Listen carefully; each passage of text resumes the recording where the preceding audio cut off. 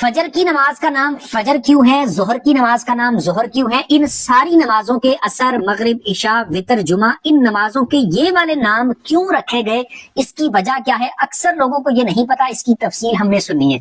नीचे से शुरू कर लेते हैं। जुमा की नमाज को जुमा इस वजह से कहा जाता है क्योंकि जोहर के वक्त में मुसलमान ज्यादा तादाद में जमा होकर, इकट्ठे होकर जुमा की नमाज अदा करते हैं।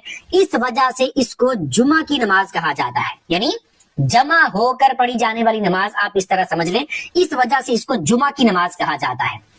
वितर की नमाज को वितर इस वजह से कहा जाता है, इसका नाम वितर इस वजह से है कि वितर अरबी में बोलते हैं ताक को। ताक वो वाला जैसे जुफ्त और ताक होता है, जैसे 2, 4, 6, 8, 10, 12 ये जुफ्त है, और ताक 1, 3, 5, 7, 9, 11 ये जुफ्त है। तो वितर अरबी में बोलते हैं ताक को। तो ये नमाज जो है, इसकी रकतें चूंकि ताक में है, 3 रकतें, तो इस वजह से इसको वितर कहा जाता है। इशा की नमाज को इशा इस वजह से कहा जाता है क्योंकि इशा अरबी में बोलते हैं रात की तारीकी को। रात की तारीकी का वो हिस्सा कि जब रात शुरू होती है, तो ये नमाज उस टाइम में पढ़ी जाती है, इस वजह से इसको इशा की नमाज कहा जाता है। मगरिब की नमाज को मगरिब इस वजह से कहते हैं कि मगरिब कहते हैं सूरज गरूब होना, सूरज का डूबना। तो ये नमाज सूरज के डूबने के बाद पढ़ी जाती है, इस वजह से इसे मगरिब की नमाज कहा जाता है।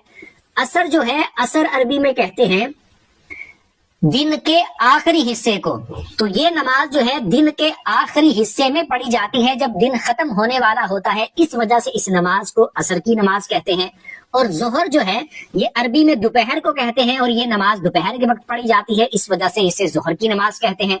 फजर ये सुबह को कहते हैं अरबी में, तो ये सुबह के वक्त पढ़ी जाती है, इस वजह से इसे फजर की नमाज कहते हैं। कुछ सीखने को मिला हो कमेंट पर बता दीजिएगा, और सवाब की नियत से दूसरों के साथ शेयर भी कर दीजिएगा।